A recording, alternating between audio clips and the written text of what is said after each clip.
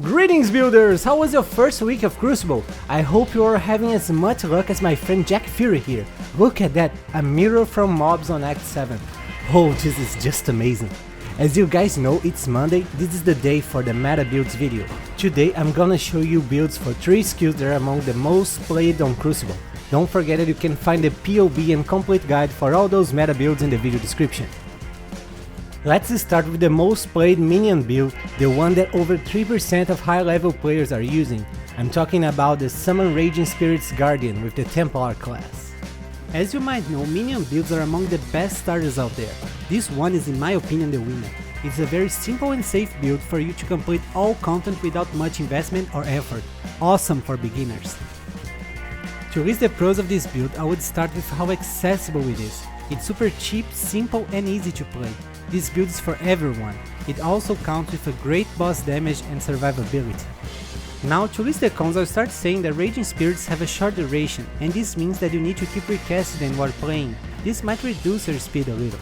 Other than that, this build also doesn't have access to evasion or leech. As for budget, you can get it destroying early endgame maps with only around 66 chaos. To comfort but advance to yellow maps, you need to invest around 100 chaos, and for easily completing your Atlas I recommend investing around 4 divine, but you can totally do it with less. Don't forget that on PoEbuilds.net you can find a list with all the equipments that you need to buy for this build, with direct links for examples being sold by other players. For clear speed, this build gets 8 out of 10. This is because you have to keep resummoning your Raging Spirits, but as you can see, even though this clear speed isn't super fast, it's perfectly fine to play and have a good time. The boss damage is great, it's a 9 out of 10. If you apply all the buffs and maintain 20 spirits summoned, you easily reach over 15 million DPS, more than enough to decimate all endgame bosses in seconds. For the survivability, I'll give it 10 out of 10. This is because we're talking about a minion build where you just need to summon them and wait behind while they destroy and tank everything for you. You just need to mind your position. But with this build, even if they manage to reach you, you still have high armor and block chains, resulting in an effective HP of over 130,000. Now let's move to the most played melee build, the one that's being used by over 6% of high level players. It's of course the Boneshatter Juggernaut with the Marauder class. This build is perfect for the melee enthusiasts out there. Boneshatter hits enemies so hard that it hurts your own character, accumulating trauma stacks.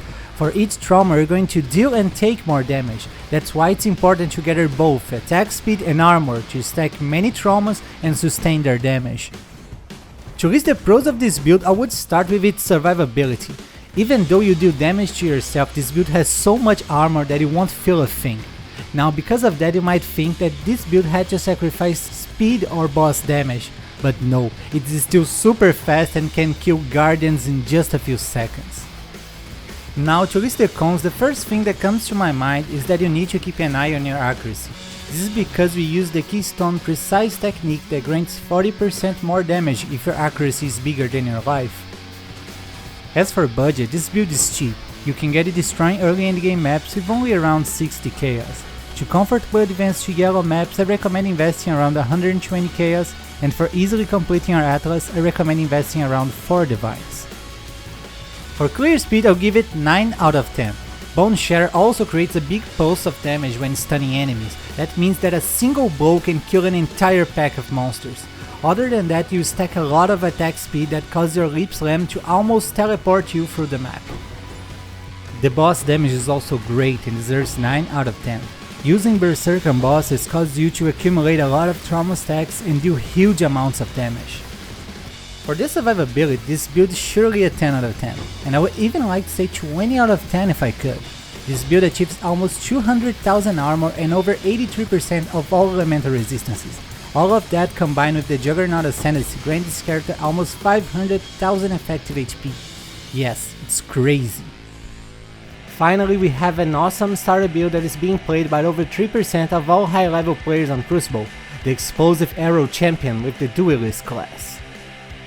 This build uses the explosive Aero skill on ballistas to deliver huge ignites that proliferate on your enemies. To list the pros, I would start with how easy this build is to put together. You only need one mandatory unique item and not many other specifically rare items. This build is perfect for starting a new league. This build is also very safe to play because with a totem playstyle, you just need to wait behind while they turn your enemies into ash. Now to list the cons, I would start saying that this build uses fire damage over time. This means that your boss damage will need a lot of investment to be amazing, but don't worry too much about it. You can easily kill map bosses with a low budget. This build is only not recommended for uber boss farming. As for budget, you can get it destroying early endgame maps with only around 55 chaos. To comfortably advance to yellow maps, you need to invest around 120 chaos, and for easily completing your Atlas, I recommend investing around 4 divines, but you can totally do it with less.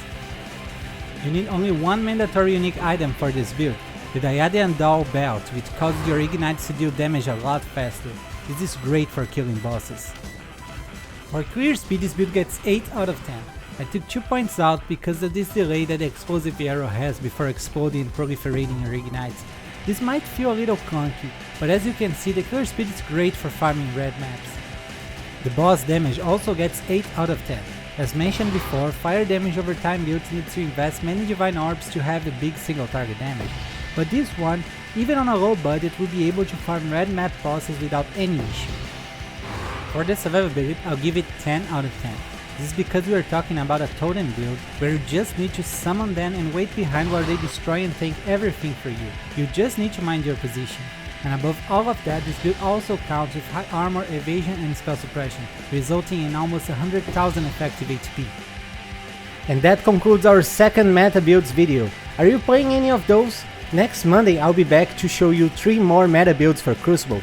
Stay tuned that during this week I'll still release 2 more awesome and new builds. Please let me know in the comments which build you'd like to see the most. I wish you a great week ahead and don't forget to keep building.